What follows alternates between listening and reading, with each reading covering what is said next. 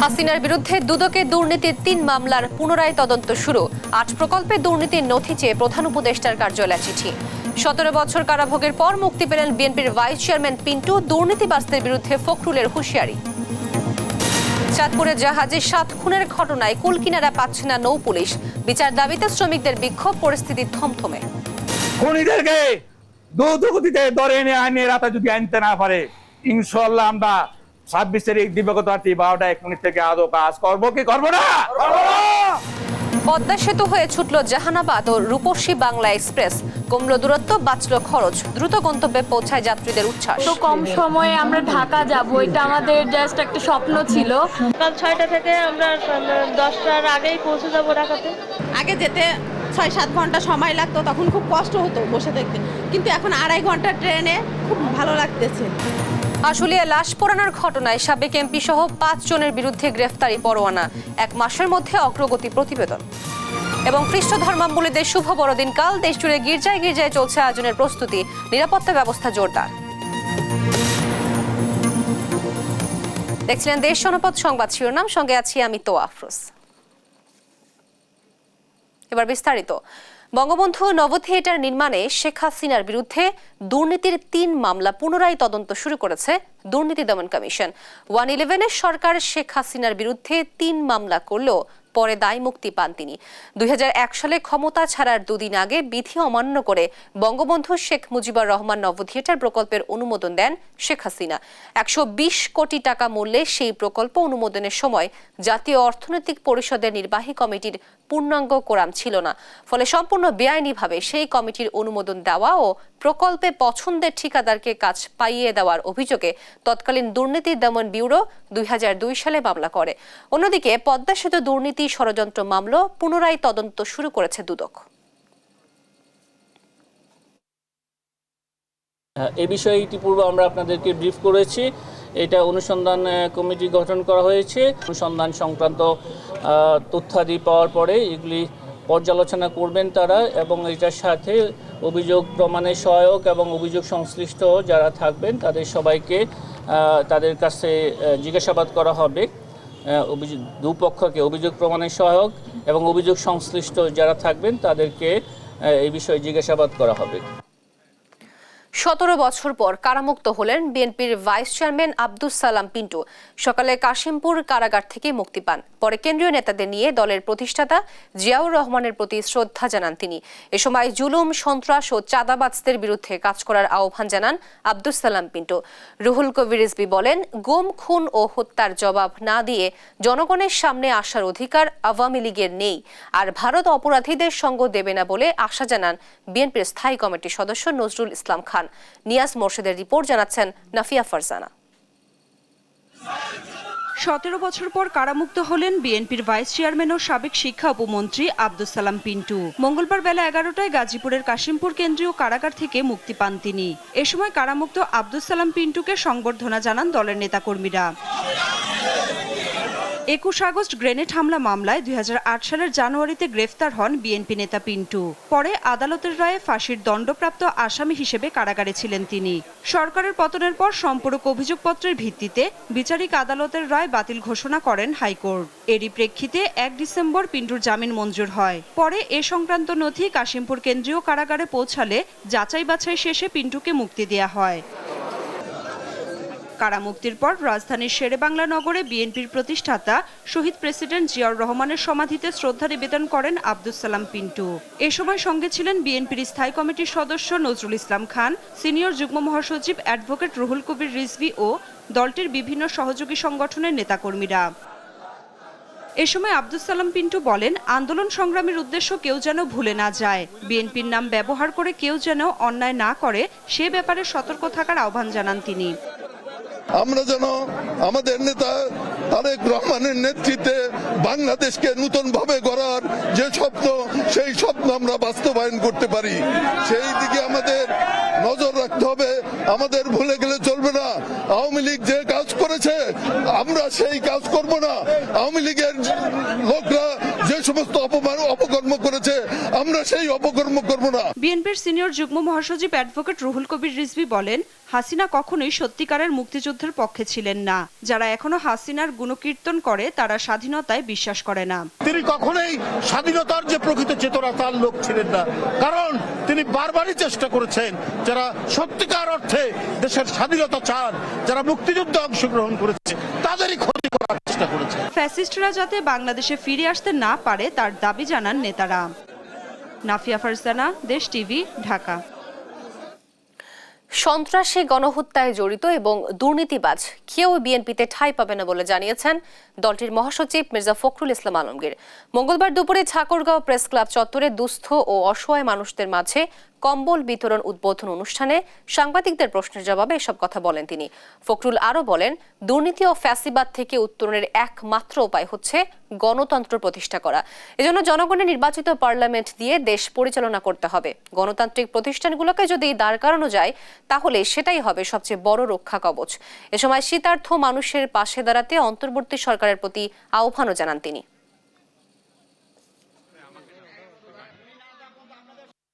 নির্দেশ দেওয়া আছে, চেয়ারম্যান সাহেব বলেছেন যে আমরা এই মুহূর্তে যারা সন্ত্রাসী, যারা গণহত্যার সঙ্গে জড়িত হয়েছিল, যারা হত্যা করেছে, দুর্নীতির সঙ্গে জড়িত, তাদের কাউকে বিএনপিতে নেওয়া হবে না।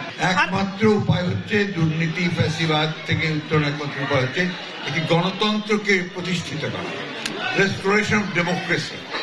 জনগণের যে শাসন, সেই শাসনকে স্থাপিত করতে হবে। অর্থাৎ জনগণের যে পার্লামেন্ট, জনগণের যে নির্বাচিত যে পার্লামেন্ট, সেই পার্লামেন্ট দিয়ে দেশ পরিচালনা করতে হবে, সেই সরকার দিয়ে দেশ পরিচালনা করতে হবে। জানি না অন্য কোনো উপায় আছে বলে আমার জানা নেই। নির্বাচন নিয়ে অধৈর্য না হওয়ার আহ্বান জানিয়েছেন স্থানীয় সরকার উপদেষ্টা আসিফ মাহমুদ সজীব ভুইয়া। মঙ্গলবার সকালে দিনাজপুরের কাহারোল উপজেলা মিলনায়তনে শীত বস্ত্র বিতরণ এবং উপজেলা কর্মকর্তাদের সঙ্গে মতবিনিময় অনুষ্ঠানে তিনি এসব কথা বলেন। উপদেষ্টা আরও বলেন, ফ্যাসিবাদী ব্যবস্থার বিলোপের জন্য সরকারি প্রতিষ্ঠান যেভাবে সংস্কার করা দরকার সেভাবেই কাজ চলছে। নির্বাচনের একটি রোডম্যাপ আছে জানিয়ে তিনি বলেন, সংস্কার কার্যক্রম বাস্তবায়নের পরেই নির্বাচন হবে। এর আগে উপজেলা প্রশাসনের পক্ষ থেকে তাকে গার্ড অফ অনার প্রদান করা হয়।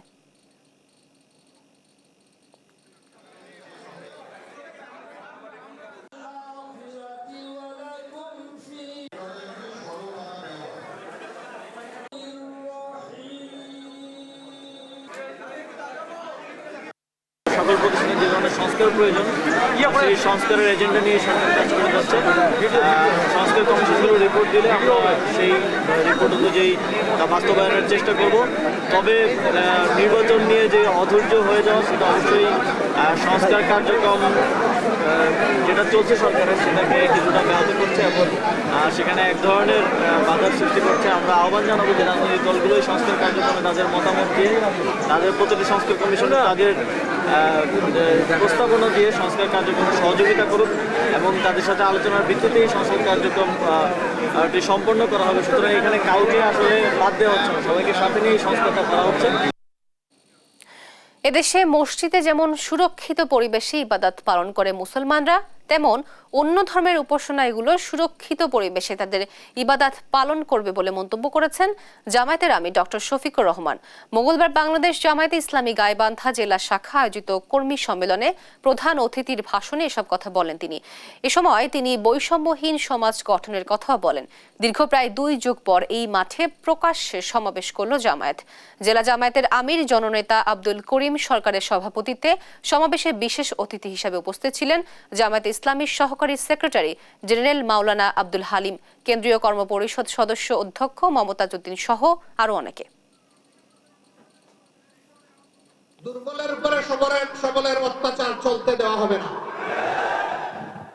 অফিস, আদালত, মিল, ফ্যাক্টরি, ইন্ডাস্ট্রি, কোর্ট কাছারি সব জায়গা থেকে ঘুষ নির্মূল করতে হবে, বৈষম্য দূর করতে হবে।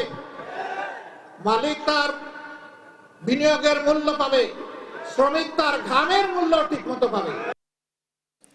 এখনও উদ্ঘাটন হয়নি চাঁদপুরে মেঘনায় সারবাহী জাহাজ আল বাখের হতে 7 জনকে হত্যার রহস্য। ইতোমধ্যে মাঠে নেমেছে পুলিশ সহ আইনশৃঙ্খলা বাহিনী। সোমবার দুপুরে হরিণা ফেরিঘাটে জাহাজটি থেকে উদ্ধার মরদেহগুলোর মধ্যে 6 জনের পরিচয় মিলেছে। এই ঘটনায় বিক্ষোভ মিছিল করেছে নৌযান শ্রমিক ফেডারেশন। জড়িতদের দ্রুত আইনের আওতায় আনা না হলে সারা দেশে নৌ চলাচল বন্ধের হুঁশিয়ারি দেন তারা। আরো জানাচ্ছেন আপন উপো। চাঁদপুরের মেঘনায় নোঙর করা জাহাজ থেকে 7 মরদেহ উদ্ধারের ঘটনায় কাটছে না চাঞ্চল্য। রহস্য উদ্ঘাটনে মাঠে নেমেছে সিআইডি, পিবিআই ও পুলিশের একাধিক টিম। ইতোমধ্যে শনাক্ত হয়েছে মেসার্স বৃষ্টি এন্টারপ্রাইজের জাহাজ আল বাখেরা থেকে উদ্ধার মরদেহগুলোর পরিচয়। নিহতরা হলেন জাহাজের মাস্টার কিবরিয়া, ইঞ্জিন চালক সালাউদ্দিন, সুকানি আমিনুল মুন্সি, গ্রিজার সজিবুল, আজিজুল ও মাজেদুল ইসলাম। জানা যায়নি নিহত একজনের নাম। আর আহত হলেন জুয়েল। আহত ও নিহত ব্যক্তিদের বাড়ি ফরিদপুর ও নড়াইল জেলায়। বৃষ্টি এন্টারপ্রাইজের আরেক জাহাজ মুগনি 3-এর মাস্টার বাচ্চু মিয়া জানান, সার বহনকারী আল বাখেরা রোববার সকাল 8টায় চট্টগ্রাম ছাড়ে। রাতে বিচ্ছিন্ন হয়ে পড়ে যোগাযোগ। পরে মালিক পক্ষের নির্দেশে মুগনি 3 জাহাজটি মাওয়া থেকে ঘটনাস্থলে গিয়ে বাখেরাকে দেখতে পায়। জাহাজে গিয়ে সবাইকে রক্তাক্ত অবস্থায় পড়ে থাকতে দেখে কল দেয় 999-এ। নৌ পুলিশ জানায়, জাহাজটি থেকে প্রথমে 5 জনের মরদেহ এবং 3 জনকে আহত অবস্থায় উদ্ধার করা হয়। চাঁদপুর সরকারি জেনারেল হাসপাতালে পাঠালে চিকিৎসক 2 জনকে মৃত ঘোষণা করে। একজনকে প্রাথমিক চিকিৎসা দিয়ে পাঠানো হয় ঢাকায়। এটিকে পরিকল্পিত হত্যাকাণ্ড দাবি করে দ্রুত বিচার চেয়েছেন নিহতের স্বজনরা। ওনার আঘাতগুলো দেখে প্রত্যেকটা একই সাইডে আঘাত করা, হাতে অন্য কোনো জায়গায় স্পর্শ বা অন্য কোনো কাটা ছিঁড়া নাই, সেটা দেখে মনে হলো এটা একটা পরিকল্পিত একটা হত্যাকাণ্ড। আমার ভাইয়ের অনেক স্বপ্ন ছিল 10 তারিখে মেয়েটার বিয়ে দিয়ে সে দিতে পারলো না ঘাতক সন্ত্রাসীর কারণে। আমাদের একটাই দাবি আপনাদের মাধ্যমে, সেটা হচ্ছে আমরা এই ঘটনার সুষ্ঠু বিচার চাই এবং এই ধরনের ঘটনা যাতে পুনরাবৃত্তি না ঘটে। এদিকে নিহত ও আহত প্রত্যেক পরিবারকে 20 লাখ টাকা করে সহায়তার দাবি জানিয়েছেন নৌযান পরিবহন শ্রমিকরা। মঙ্গলবার সকালে চাঁদপুর লঞ্চ ঘাটে বিক্ষোভ মিছিল ও সমাবেশ করে। এ সময় দ্রুত হত্যাকাণ্ডের বিচারও দাবি করেন নৌ শ্রমিকরা। আগামী এই 72 ঘন্টা যে আলটিমেটাম দিলাম, এই আলটিমেটামের মধ্যে খুনিদেরকে দ্রুত গতিতে ধরে এনে আইনের আওতায় যদি আনতে না পারে, ইনশাআল্লাহ আমরা 26 তারিখ দিবাগত রাত্রি 12:01 থেকে আদৌ কাজ করবো কি করবো না। পুলিশ জানায়, মাঠে নেমেছে তদন্তকারী দল। দ্রুতই উদ্ঘাটন হবে রহস্য। যেহেতু ওই জাহাজে 8 জন নাবিক ছিলেন এবং এই একজনই মাত্র এখন বেঁচে আছেন, তো আমরা অল্প সময়ের মধ্যে তার সাথে কথা বলতে সক্ষম হব এবং আমরা এই হত্যাকাণ্ডের মোটিভ বের করতে সক্ষম হব, এটা আমরা প্রত্যাশা করছি। চাঞ্চল্যকর হত্যা রহস্য উদ্ঘাটনে কার্যকর ব্যবস্থা নেবে প্রশাসন, এমনটাই চাওয়া ভুক্তভোগীদের স্বজন ও এলাকাবাসীর। News desk, Desh TV. মেঘনায় জাহাজে 7 জনকে হত্যার ঘটনায় তোলপাড় চলছে চাঁদপুরে। ময়নাতদন্তের জন্য মরদেহ রাখা হয়েছে মর্গে, আর হত্যার রহস্য উদ্ঘাটনে কাজ করছে পুলিশ। পরিস্থিতি জানাতে সরাসরি যুক্ত হচ্ছেন সহকর্মী শরীফ আহমেদ। শরীফ, হত্যাকাণ্ড নিয়ে নতুন কিছু জানতে পেরেছেন কিনা জানাবেন? জি তোয়া, আসলে আপনি যেমনটি জানতে চেয়েছেন যে হত্যাকাণ্ড নিয়ে নতুন কোনো ঘটনা উদ্ঘাটন হয়েছে কিনা সেটি জানার জন্য আসলে এখনো আমরা সেরকম কোনো তথ্য পাইনি। তবে আমি কিছুক্ষণ আগে চাঁদপুর অঞ্চলের নৌ পুলিশের পুলিশ সুপার সৈয়দ মুশফিকুর রহমানের সাথে কথা বলেছি। তিনি আমাকে আসার কথা শুনিয়েছেন, অর্থাৎ তারা বলছেন যে তারা অনেক দূর কিন্তু এই ঘটনায় এগিয়েছেন, অর্থাৎ তারা কিন্তু যে ঘটনা সেটি উদ্ঘাটনের চেষ্টা অব্যাহত রেখেছেন। তিনি বলেছেন যে পুলিশের একাধিক টিম, সিআইডি এবং পিবিআই, র্যাব মাঠে কিন্তু কাজ করছে। তো তারা আশা করছেন দ্রুত সময়ের মধ্যে কিন্তু এই হত্যাকাণ্ডের ঘটনা তারা উদ্ঘাটন করতে পারবেন। আরেকটু বিষয় আমি আপনাকে বলে রাখি, কিছুক্ষণ আগে আমরা দেখেছি চাঁদপুরের যে জেলা প্রশাসন রয়েছে, এই প্রশাসন কিন্তু 7 জনের মরদেহ কিন্তু তাদের স্বজনদের কাছে হস্তান্তর করেছে এবং স্বজনরা অ্যাম্বুলেন্স যোগে কিন্তু তাদের নিজ বাড়িতে মরদেহগুলোকে নিয়ে গেছেন আমরা যেটি দেখেছি। কিছুক্ষণ আগে এখানে যারা জাহাজের স্টাফ ছিলেন এর মধ্যে কিন্তু ফরিদপুরের 2 জন, নড়াইলের 3 জন এবং মাগুরার 2 জন আমরা দেখছি তাদের মরদেহগুলোকে নিজ নিজ গ্রামে নিয়ে গেছেন স্বজনরা। এবং আমরা দেখেছি এই যে মরদেহগুলো হস্তান্তর করা হয়েছে এর সাথে কিন্তু জেলা প্রশাসনের পক্ষ থেকে 20,000 এবং চাঁদপুর নৌ পুলিশের পক্ষ থেকে 10,000 টাকা করে প্রদান করা হয়েছে। আরেকটু বিষয় আমি বলে রাখি, এই চাঞ্চল্যকর ঘটনাটির জন্য কিন্তু ইতিমধ্যে চাঁদপুরের জেলা প্রশাসন 4 সদস্যের তদন্ত কমিটি গঠন করেছেন এবং জেলা পুলিশ কিন্তু 3 সদস্যের তদন্ত কমিটি গঠন করেছেন। এর বাইরে আমি আজকে সারাদিন কিন্তু চাঁদপুর এই ঘটনার তথ্য সংগ্রহ করেছি। তো আমি জেলা পুলিশ সুপার যেটি জানিয়েছেন যে আসলে এটি কিন্তু হত্যাকারী তিনি ধারণা করছেন যে জাহাজের মধ্যেই থাকতে পারে, কেননা এই যে যারা নিহত হয়েছেন তাদেরকে নৃশংসভাবে কুপিয়ে হত্যা করা হয়েছে এবং তারা ঘুমন্ত অবস্থায় ছিলেন, অর্থাৎ তাদেরকে কিন্তু চেতনানাশক ওষুধ খেয়ে ঘুম পাড়িয়ে কিন্তু কুপিয়ে হত্যা করেছেন। তো তিনি আশা করছেন দ্রুত সময়ের মধ্যে হত্যাকারী ঘাতকদেরকে আইনের আওতায় আনতে পারবেন। আরেকটু তথ্য আমি দিয়ে রাখি, কিছুক্ষণ আগে এই যে নিহত মাস্টার কিবরিয়ার ভাই বাদী হয়ে কিন্তু মামলা দায়ের করতে এসেছেন। আমি এখন নৌ পুলিশ কার্যালয়ে রয়েছি, জেলা পুলিশ সুপারের কার্যালয়ে। তো এই ছিল চাঁদপুর থেকে আমার কাছে 7 খুনের সর্বশেষ। আপনাকে ধন্যবাদ। চাঁদপুরের হত্যাকাণ্ডের বিষয়ে সর্বশেষ জানাচ্ছিলেন আমাদের সহকর্মী শরীফ আহমেদ। চাঁদপুরে জাহাজের চালক সহ 7 জনকে হত্যার ঘটনায় তদন্ত চলছে বলে জানিয়েছেন নৌ উপদেষ্টা এম শাখাত হোসেন। মঙ্গলবার সকালে চট্টগ্রাম বন্দরের বিভিন্ন স্থাপনা পরিদর্শনে গিয়ে তিনি এসব কথা বলেন। চট্টগ্রাম বন্দরকে গতিশীল ও আধুনিক করতে সরকারের পক্ষ থেকে সব ধরনের ব্যবস্থা নেওয়ার কথা জানান উপদেষ্টা। এ সময় 3 মাসেও চট্টগ্রাম বন্দরের কার শেডে পড়ে থাকা গাড়ির নিলাম না হওয়ায় ক্ষোভ জানান তিনি। একই সঙ্গে আগামী 31 জানুয়ারির মধ্যে নিলাম সম্পন্ন করার নির্দেশও দেন উপদেষ্টা। আজকে বা কালকের মধ্যে বসে একটা সলিড ডিসিশন নিয়ে এটা ক্যান্সেল হয়ে যাবে। যদি কিছু ডকুমেন্ট না থাকে তাহলে ক্যান্সেল করার কিছু নেই, তাহলে টেক ওভার করবে। চাচ্ছি তো তার দ্রুত এফিশিয়েন্ট পোর্টটাকে এফিশিয়েন্ট করতে। চাঁদপুরে এমভি আল বাখিরা জাহাজে হত্যাকাণ্ডে নিহত মামা ভাগ্নের পরিবারে চলছে মাতম। চাকরি জীবনের শেষ দিনে জাহাজে প্রাণ হারান মামা গোলাম কিবরিয়া। তিনি ছিলেন জাহাজটির মাস্টার, আর ভাগিনা সবুজ শেখ কাজ করতেন লস্কর পদে। দুজনেই বাড়ির ফরিদপুর সদর উপজেলায়। এনকে বি নয়নের রিপোর্ট জানাচ্ছেন তারেক মাহমুদ সুজন। চাঁদপুরের মেঘনা নদীতে নোঙর করে রাখা এমভি আল বাখেরা জাহাজে হত্যার শিকার 7 জনের মধ্যে 2 জন ছিলেন মামা ভাগ্নে। তাদের বাড়ি ফরিদপুর সদরের গেরদা ইউনিয়নের জোয়ারের মোড় এলাকায়। মামা ভাগ্নের মর্মান্তিক এই মৃত্যুর ঘটনায় পুরো এলাকায় নেমে এসেছে শোকের ছায়া।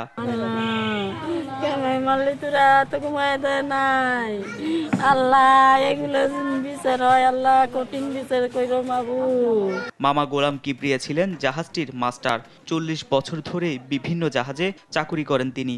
সর্বশেষ এমভি আল বাখেরা জাহাজে মাস্টার পদে চাকরি করেন। সোমবার ছিল তার চাকুরি জীবনের সর্বশেষ কর্মদিবস। সেই দিনেই ঘাতকদের হাতে প্রাণ হারান তিনি। ভাগিনা সবুজ শেখ ছিলেন জাহাজটির লস্কর পদে কর্মরত। আমার বড় মামা শুধু খুব ভালো একটা মানুষ ছিল। ওনার 3টা বাচ্চা কি হবে? নেটে দেখছি যে ওর মামারে আর ওর জব করে ওর মামারে গামছা ফেসাইতেছে গলার হাতে। এই দেখছি, দেখে তো আমি আর খারাই নেই, চলে গেছি। আমার এলাকার একই পরিবার দুজন লোক, একমাত্র উপার্জনের অবস্থা এই দুজনই। এখন এই সংসার দূরে কিভাবে চলবে? এটা বিনীত অনুরোধ বাংলাদেশ বর্তমান সরকারের কাছে যে ব্যাপারটা দেখে। পরিবার জানায় মাসখানেক আগে তারা দুজনই বাড়িতে এসেছিলেন। সোমবার বিকেলে তাদের মৃত্যুর খবর জানতে পারেন তারা। তবে কিভাবে এই হত্যাকাণ্ড ঘটেছে এখন পর্যন্ত কিছুই জানতে পারেনি পরিবার। এমনকি মামা গোলাম কিবরিয়ার মরদেহের খবর পাওয়া গেলেও এখনো ভাগ্নে সবুজের সন্ধান পাওয়া যায়নি। কালকে রাত 8টার সময় তার সাথে আমার কথা হয়েছে যে ওই যে সে জাহাজ লোড করে আইছে, লোড করে ছাড়বে। তা বলছে যে ঠিক আছে, আমি ঘাটে পৌঁছাইয়ে ফ্রি হয়ে তোমারে ফোন দিব। এই পর্যন্তই তার সাথে আমার কথা হয় না। কিন্তু আমার মন এখনো বলে যে সে নাকি জীবিত আছে। আমার মনে হয় সে ফিরে আসবে, আমার কাছে এরকমই মনে হয়। ভালো মন্দ আল্লাহ ভালো জানে। একদিন আগেই গোলাম কিবরিয়া মোবাইল ফোনে বলেছিলেন বাড়ি এসে ধুমধাম করে বিয়ে দিবেন বড় মেয়ের। পরিবারের কাছে এখন সবই স্বপ্ন। চাঞ্চল্যকর এই হত্যা রহস্য উদ্ঘাটনে কার্যকর ব্যবস্থা নেবে প্রশাসন, এমনটাই চাওয়া ভুক্তভোগীদের স্বজন ও এলাকাবাসীর। News desk, Desh TV. শুরু হলো ঢাকা থেকে পদ্মা সেতু হয়ে খুলনা ও যশোর পর্যন্ত যাত্রীবাহী ট্রেন চলাচল। মঙ্গলবার বেলা 11:15টার দিকে খুলনা থেকে ঢাকায় পৌঁছে নতুন জাহানাবাদ এক্সপ্রেস, আর 11টার পর ঢাকা থেকে বেনাপোল অভিমুখে ছেড়ে যায় রূপসী বাংলা এক্সপ্রেস। ঢাকা রেলওয়ে স্টেশনে আনুষ্ঠানিক যাত্রা উদ্বোধন করেন রেলপথ মন্ত্রণালয়ের উপদেষ্টা ফজলুল কবির খান। পদ্মা সেতু হয়ে কম খরচ ও সময়ে গন্তব্যে যেতে পেরে উচ্ছ্বসিত যাত্রীরা। সহকর্মী নূর ইসলাম রকিকে সঙ্গে নিয়ে হাসান মাহমুদের রিপোর্ট। মঙ্গলবার 11:15টায় ঢাকা থেকে বেনাপোলের উদ্দেশ্যে যাত্রা করে রূপসী বাংলা এক্সপ্রেস ট্রেন যোগাযোগে নতুন দিগন্ত উন্মোচন হলো দক্ষিণ পশ্চিমাঞ্চলে। 4.5 ঘন্টায় ঢাকা থেকে বেনাপোলে যাতায়াতের সুযোগ পেয়ে উচ্ছ্বসিত যাত্রীরা। ঢাকা থেকে খুলনা রূপসী বাংলার মাধ্যমে খুলনা বেনাপোল যেতে পারবে অনেক যাত্রী। আলহামদুলিল্লাহ খুবই স্বল্প সময়ের ভিতরে আমরা আসছি। আগে যেতে 6-7 ঘন্টা সময় লাগতো, তখন খুব কষ্ট হতো বসে দেখতে, কিন্তু এখন 2.5 ঘন্টা ট্রেনে খুব ভালো লাগতেছে। এর আগে ভোর 6টায় খুলনা থেকে ঢাকার উদ্দেশ্যে যাত্রা করে জাহানাবাদ এক্সপ্রেস। সকাল 11:15টায় ঢাকা রেলওয়ে স্টেশনে পৌঁছায় ট্রেনটি। ভোগান্তিহীন যাত্রায় খুশি যাত্রীরা। খুব ভালো লেগেছে, প্রথম ট্রেনে যাত্রী হতে পারে খুবই খুশি আমি।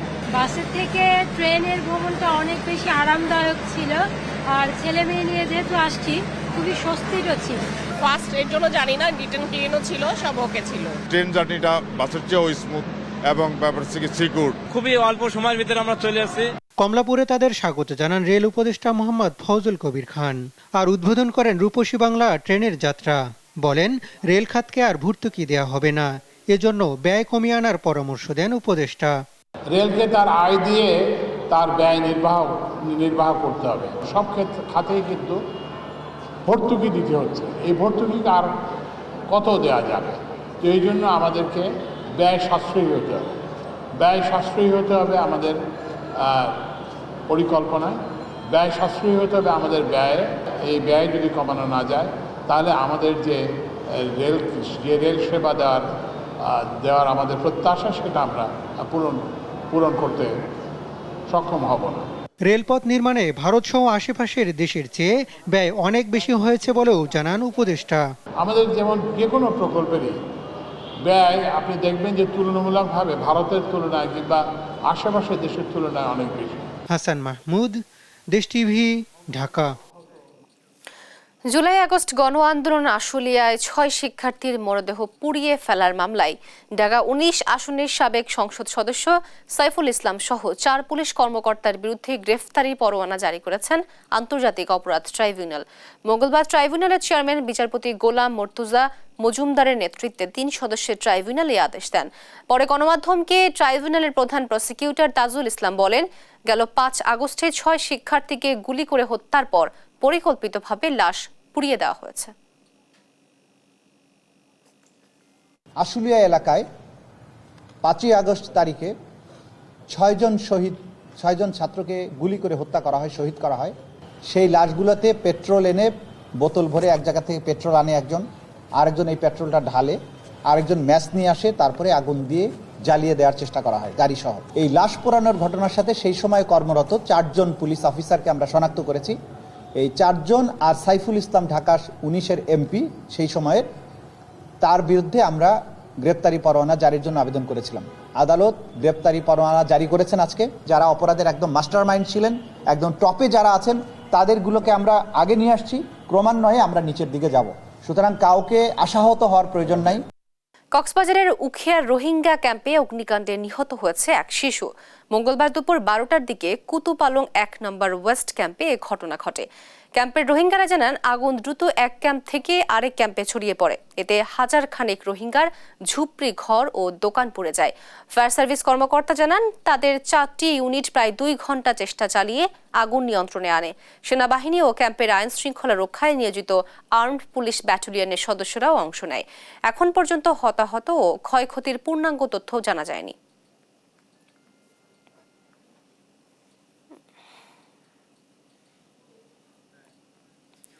নারায়ণগঞ্জের ২৫০০-এর মোল্লারচর এলাকায় নসিমনের ধাক্কায় মোটরসাইকেলের ২ আরোহী নিহত হয়েছে।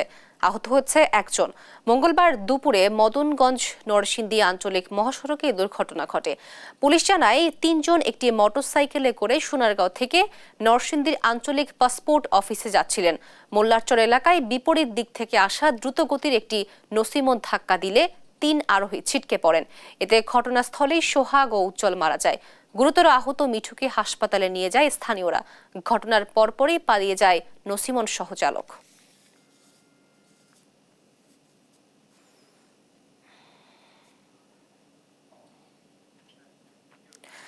ধামরায় একটি অবৈধ ইটভাটায় অভিযান চালিয়ে ৫ লাখ টাকা জরিমানা সহ কার্যক্রম বন্ধ করে দিয়েছে পরিবেশ অধিদপ্তর ও জেলা প্রশাসনের ভ্রাম্যমাণ আদালত। মঙ্গলবার দুপুরে ধামরার কুল্লার পল্লী এলাকার মেরসাস মাহি এন্টারপ্রাইজ অ্যান্ড ব্রিক্সে অভিযান চালায় ভ্রাম্যমাণ আদালত। নির্বাহী ম্যাজিস্ট্রেট রেজওয়ানা ইসলাম জানান, পাল্লী এলাকার ইটভাটার পরিবেশ এবং জেলা প্রশাসনের ছাড়পত্র না থাকায় নগদ ৫ লাখ টাকা জরিমানা করা হয়। অবৈধ ইটভাটার বিরুদ্ধে অভিযান অব্যাহত থাকবে বলেও জানান তিনি।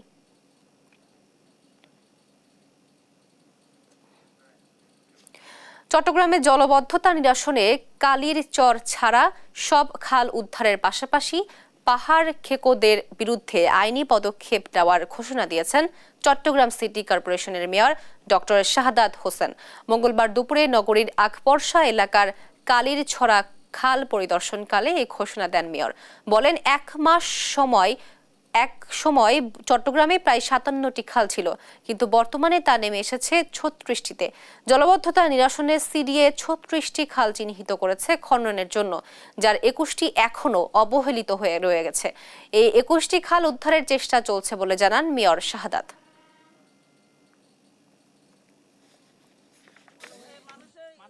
ভোটের অধিকার হরণ করে একজন ভূমিদস্যুকে, একজন ডাকাতের সর্দারকে ওয়ার্ড কাউন্সিলর হিসেবে প্রতিষ্ঠিত করে। কাজে রাষ্ট্র আজকে এটার বাইরে যেতে পারে না। আমরা এই জন্য গত ১৬টি বছর যারা এই ধরনের দুর্নীতি করেছে, লুটপাট করেছে, দুঃশাসন করেছে এবং দেশকে একটা আপনার ধরেন জলবায়ু পরিবর্তন দ্রুত একটা ব্যবস্থা করে একটা যে মানুষের যে আবাসন ব্যবস্থাকে ধ্বংস করে দিয়ে চট্টগ্রামটা একটু অবাসযোগ্য শহরে পরিণত করেছে, তাদের বিরুদ্ধে আজকে আমি এখান থেকে বলতে চাই, তাদের এই শাস্তির বিচার বাংলাদেশের মাটিতে। পঞ্চগড়ের তেঁতুলে আজ সর্বনিম্ন তাপমাত্রা রেকর্ড করা হয়েছে ৯.৪ ডিগ্রি সেলসিয়াস। কুড়িগ্রাম ও জয়পুরহাটেও বেড়েছে শীতের প্রকোপ। একই সঙ্গে পাল্লা দিয়ে বাড়ছে শীতজনিত রোগবালাই। এতে বিপাকে পড়েছেন খেটে খাওয়া মানুষ। সহকর্মীদের পাঠানো তথ্য ছবিতে বিস্তারিত নুসরাত শোভার রিপোর্টে। পঞ্চগড়ে বেড়েছে শীতের দাপট। তেঁতুলিয়ায় আজ সর্বনিম্ন তাপমাত্রা রেকর্ড করা হয়েছে ৯.৪ ডিগ্রি সেলসিয়াস। ঘন কুয়াশা যান চলাচলে বিঘ্ন সৃষ্টি করছে। এতে বিপাকে খেটে খাওয়া নিম্ন আয়ের মানুষ। এই যে শীতত ভাড়াও নাই, ভুটাও নাই, যানবাহন লোক চড়েছে, এই না চড়ে, হ্যাঁ এখন কেন করছে সংসার চালামো পারে। এই ঠান্ডাতে আমাদের পঞ্চগড় জেলায় এই পর্যন্ত কেউ কোনোদিন আমাদের সাধারণ খেটে খাওয়া মানুষদেরকে একটি কম্বল বিতরণের অংশগ্রহণ দেখলাম। ঠান্ডার জন্য আমরা কাজ করতে পারি না, এখন আমরা কাজ ছাড়া কিভাবে চলবো। কুড়িগ্রামেও ঠান্ডার সঙ্গে বইছে শৈত্যপ্রবাহ। সকাল ৯টায় জেলার সর্বনিম্ন তাপমাত্রা রেকর্ড করা হয় ১১ ডিগ্রি সেলসিয়াস। কাজে যেতে সমস্যায় পড়ছেন শ্রমজীবীরা। দিনের বেলায় একটু রোদ উঠলেও রাত থেকে কিন্তু ঠান্ডা অনেক বেশি পড়তেছে এবং বিশেষ করে সকালে ঠান্ডাটা অনেক বেশি। কুয়াশায় মাঠে কাজ করা যায় না, দোকানপাট খোলা যায় না, এই জন্য আমাদের গরিব মানুষের খুবই কষ্টজনক। জয়পুরহাটে দুপুরের দিকে রোদ উঠলেও সন্ধ্যার পর থেকে রাত অবধি কুয়াশায় ঢেকে থাকছে জনপদ। প্রচন্ড শীতের কারণে সকালবেলা কাজে ধরতে পারি না। আমাদের শীতের জন্য সমস্যা হয়, সকালবেলা কাজে আসা না সমস্যা, আবার সকালবেলা জমিতে যাওয়ার সমস্যা। শীতের তীব্রতায় চায়ের দোকানের স্টোভের আগুনে উষ্ণতা খুঁজছেন শ্রমজীবীরা। শীতের তীব্রতা বাড়ায় হাসপাতালে ভিড় বাড়ছে শীতজনিত রোগে আক্রান্ত রোগীদের। এদিকে ভিড় জমেছে ভাপা পিঠার দোকানে। গরম গরম পিঠা খেতে সকাল থেকেই আসছেন অনেকে। Nusrat Shobha, news desk, Desh TV. আর মাত্র এক রাত, তারপরে শুরু হবে বড়দিন। দেশজুড়ে বিভিন্ন গির্জায় চলছে প্রস্তুতি। বিশেষ খাবার, সাজ পোশাক, উপহার বিনিময়ের পাশাপাশি সান্তা ক্লজের সাথে সাক্ষাতের মধ্য দিয়ে উদযাপন হবে যীশু খ্রিস্টের জন্মদিন।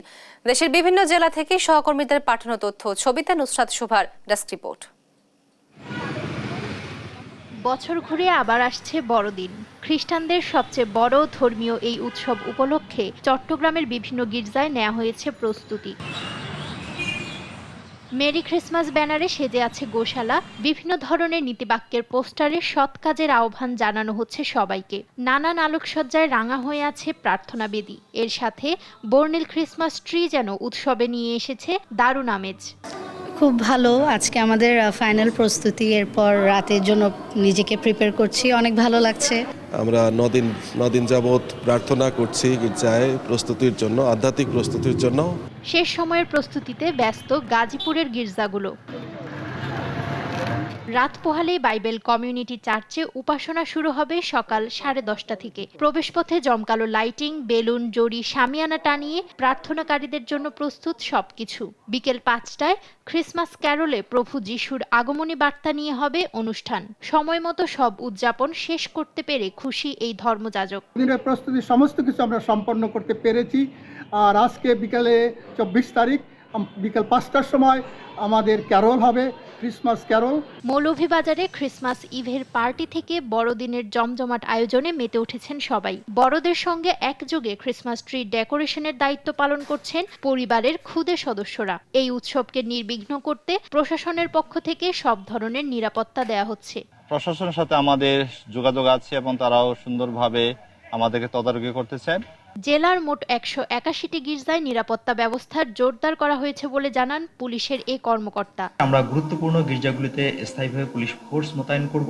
বড়দিন উপলক্ষে বাগেরহাটের খ্রিস্টান পল্লীতে সাজ রব। উৎসবের অংশ হিসেবে থাকছে কেক কাটা, নগর কীর্তন, গোশালা আশীর্বাদ পর্ব ও মিষ্টি বিতরণ। উৎসবমুখর পরিবেশে সাংস্কৃতিক অনুষ্ঠানের পাশাপাশি বিশ্বের সম্প্রীতি, সৌহার্দ্য ও বিশ্ব মানবতার শান্তির জন্য প্রার্থনা করা হবে বলে জানান এই ধর্মযাজক। পৃথিবীর শান্তির জন্য বিশেষভাবে সেই ডাক নিয়ে আমাদের মহোদয় তিনি একত্রে প্রার্থনা করার অঙ্গীকার করেছেন। লালমনিরহাটে বড়দিনের উৎসব নিয়ে উচ্ছ্বাস প্রকাশ করেছেন খ্রিস্ট ধর্মাবলম্বীরা। আমাদের এখানেও সুন্দরভাবে শুভ বড়দিনের আমেজ গত 1 মাস থেকে শুরু হয়েছে। জেলার 17টি চার্চে নানা আয়োজনে এবার পালিত হবে বড়দিন।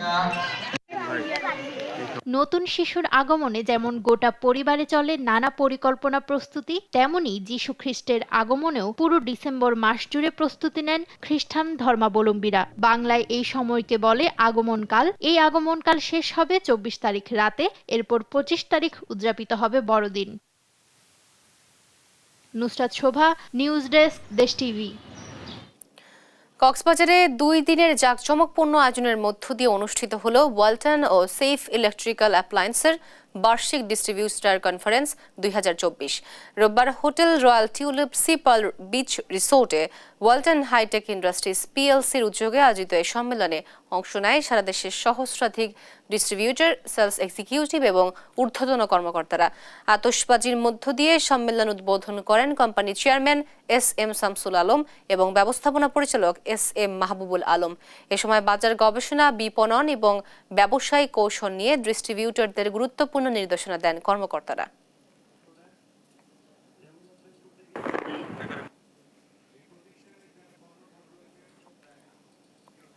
রাজধানীর BICC-তে চলছে রিহা ফেয়ার 2024।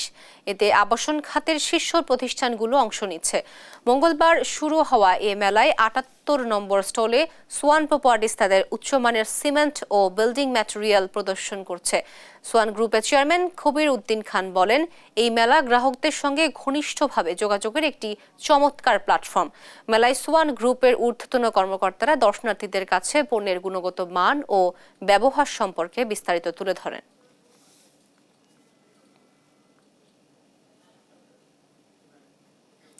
এ ছিল এখনকার দেশ জনপদ সংবাদ। পরের বুলেটিন দেখার আমন্ত্রণ রইল। ধন্যবাদ।